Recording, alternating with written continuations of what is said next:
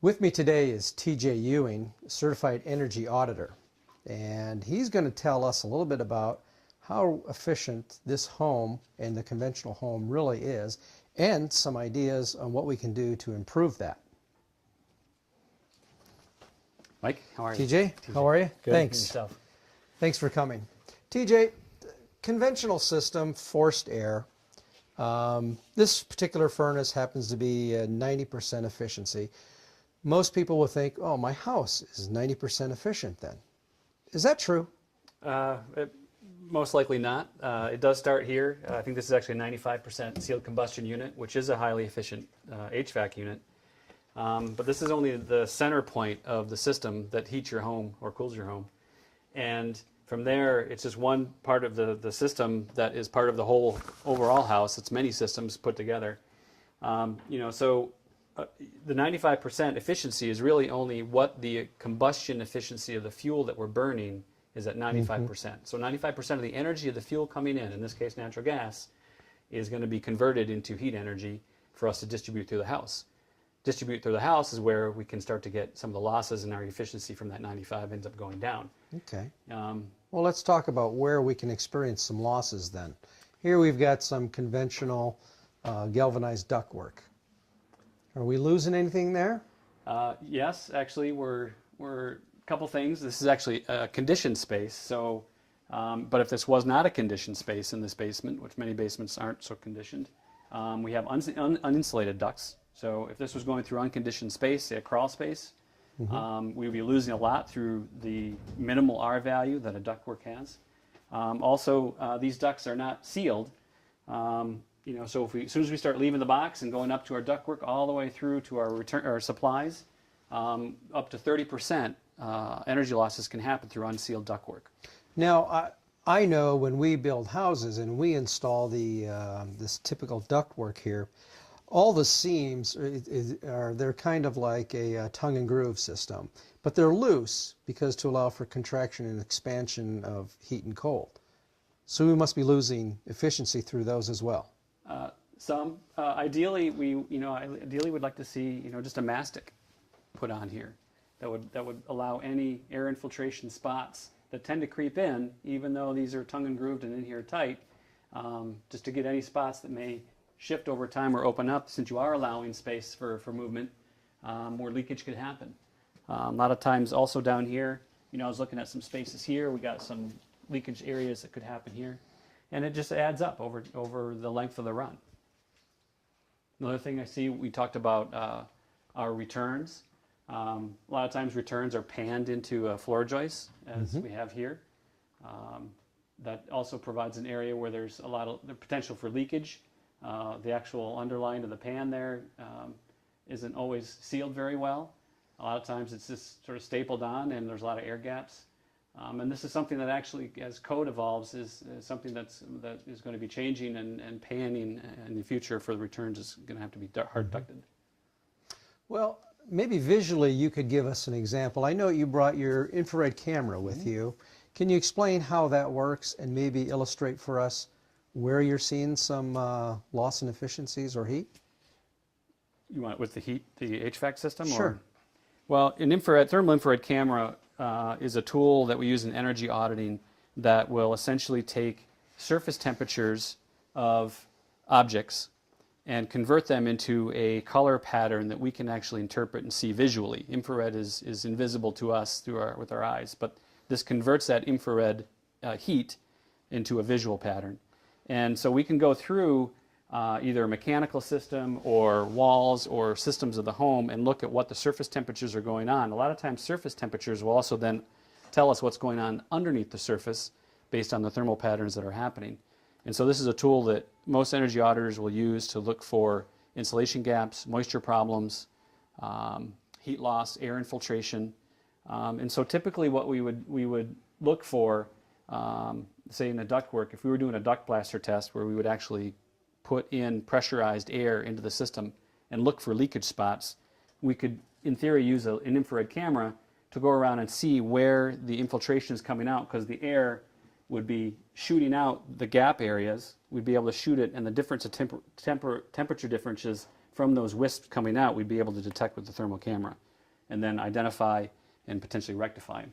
We do a lot with building shells too when we do a blower door test, which is the same sort of test on a whole house to see where the air leakage spots are through the building envelope, and can identify where those thermal infiltration spots are with the infrared camera. Okay.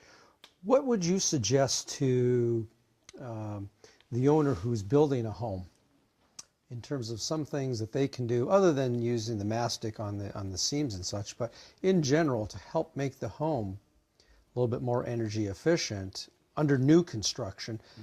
What are some of the top of the things off your head that we might be able to do? Well, the trend has been moving toward really focusing on the building envelope, and the idea is to reduce your heating and cooling loads at the envelope, which can then help you potentially reduce the size of your HVAC equipment you may need and your losses through your building envelope that require the heating and cooling. So the upgrades for building envelope that you're tending to see in new construction, and also with the programs like Energy Star and incentive programs from utilities that are trying to get new buildings to be more energy efficient, have to do with air sealing, which is for existing homes, one of the biggest problems for energy is air leakage through gaps and cracks and crevices through the building shell. So a new house being constructed, if the air sealing can be improved at construction, that can help significantly on the energy saving side. Then we go down to insulation. So can we have increased insulation? A lot of times, and this is an example here, we have a foundation wall in a crawl space or in a basement that is not insulated. And concrete has a very low R value. And on the other side of the concrete is either ground, or if we're up above grade, ambient Exposed to air. And if I took my thermal camera and went around the house and looked at that above grade part of the foundation wall, it would be gleaming red because heat loss is going straight through, conducting through that low R value concrete and straight out. So insulating foundation walls is a good energy efficiency step that you can take with new construction. And then, of course, insulation in the walls and up top in the attic space. Code is starting to evolve to look for more and more R value, basically, because that can help you reduce your heat and cooling loads. If you can do that from the design stage or in the beginning, a lot of times you can sit down and look at what your heating and cooling loads are, and if you can reduce them from insulation and air sealing and being more efficient in windows and doors, then you can look at your HVAC equipment. Instead of needing a 100,000 kilobtu unit, maybe you you're could needing an 80 downsize or a them. 60. And same with your tonnage on your air conditioning. So a lot of times, some of the extra costs that you put in your envelope can be brought back and saved on the mechanical equipment side. And over time, we'll have a smart payback for energy efficiency. That's a good point. Let's talk about the existing homes. What can homeowners do to do any retrofits or whatever to help improve their energy? One of the things that occurred to me is, this baby right here. Now we know, there seems to be more and more trend to going towards the tankless systems. But whether it's a new system, I think this tank is probably a couple years old, or even older ones. Are we losing some efficiency here as well? Yeah, all storage tanks will have some standby loss. Essentially, you have a big tank of hot water that may or may not have some insulation, and older tanks have very little insulation, if none.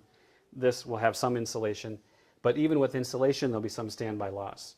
And so anything you can do to mitigate that standby loss will help save. On older hot water tanks, I certainly recommend trying to get an R11 hot water tank blanket to put around the storage tank to help reduce some of that standby loss. There are newer tank models out there with higher insulation value. But yeah, it's essentially a low R value tank in most older homes, and sitting there with a lot of hot water in it, emanating heat most of the day. Yeah. And while we're on that subject, we have exposed lines here. Yep, hot water lines as well, same thing. Losing some heat here, I imagine. Losing some heat just from the hot water sitting in the copper pipe. What can we do about that? Insulate. It's very simple, very cheap insulation you can get at Home Depot. Wrap it and tape it and cover it as much as you can from how From to start point of origin to point wherever of... you have access. Okay, so for a new construction, that'd be easy to do. For a retrofit, only what's available in terms of Only what's what's exposed. Right. Okay, good. Any other ideas for the remodel or the retrofits? In terms of HVAC equipment? Yeah. Well, at some point, I always like to start with trying to find, at least from an energy point of view, where is your energy consumption happening? So, typically a home was going to have, some sort of base load and some sort of seasonal load of their energy usage for both electricity and for, say, natural gas in this case, for fuel, for heating. And sometimes the energy savings could be found in electricity base load, so really old appliances, a lot of plug loads, old incandescent lighting, although a lot of people have already learned about CFLs and That's the compact fluorescent light. compact fluorescent lights. LEDs are coming rapidly on the horizon. And, sometimes it's base load electricity, sometimes it's seasonal natural gas load. So energy bills, which is why I always start with my clients, is a way to get a first glimpse at what's the energy consumption pattern and what may or may not be sticking out in terms of that pattern from a seasonal or a base load usage that we can then point to and say, hey, there's something going on here. We need to dig in more into this, and as a starting point for an audit. Otherwise, a lot of times if there's the old saying, you can't deal with anything that you have to measure something in order to manage it. And a lot of times if you just don't know what's going on, you say, oh, I think I need a new furnace. But you have a really leaky house, so you may upgrade to a 90 plus AFU furnace, but your house leaks like a sieve. You may have just wasted some money or put a lot of money into one area without fixing it in another, and you're not getting all the benefit that you're thinking of.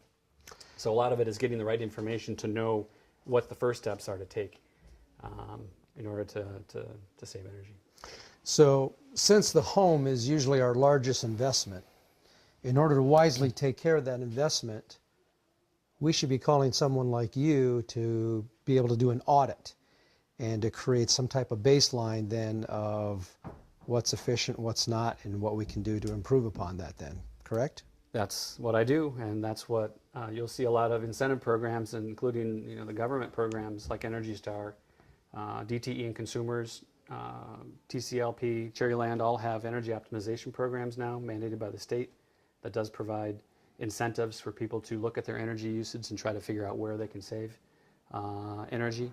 And so this is something that we're not going to evolve away from. And you're right, for one of our biggest investments in our lives, we know a lot of people just know so little about how it actually operates and how the systems interrelate to each other. The HVAC is one part of it, but the building shell, those two interact directly. And, it's really trying to understand the whole piece, the whole system in order to get a handle on what's going on. Well, there you have it. Look for TJ's contact information on our site. He or someone else can help you establish a baseline to help improve the efficiency of your home and give you some ideas for new construction as well. I'm Mike with Let's Talk Building.